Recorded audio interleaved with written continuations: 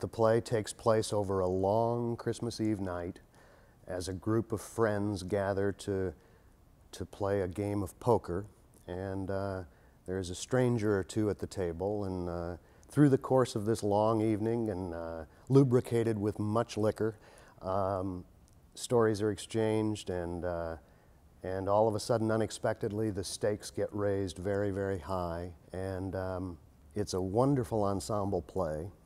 There are no stars really in the cast. It really relies on the give and take between the actors. And that's what we love and what we do best, I think. I'm happy I'm working with 4 or 5 actors that I've worked with off and on for 30 years or so. I'm sorry to say, we all started when we were 9 or 10 years old.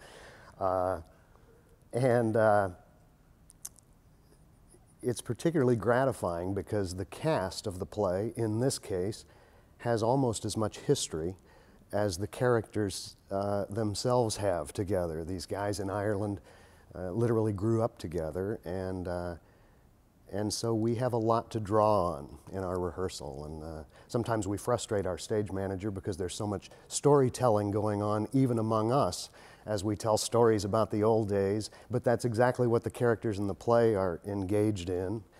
And it's important for a community to retell their stories, their oral history. It's kind of what keeps it alive and keeps them alive and keeps them passing it on to the next generation. And it's an interesting Christmas play, though. We have laughed here, you know, sometimes the work at Steppenwolf is a little edgy and is a little dark.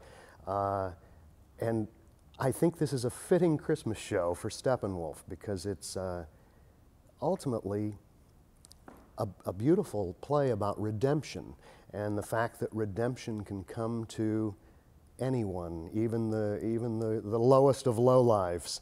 And it's just ultimately a real celebration of life. They go through a very dark yet very funny night, and yet come out on Christmas morning as the sun is coming up, in some cases feeling not unlike Ebenezer Scrooge must feel on Christmas morning.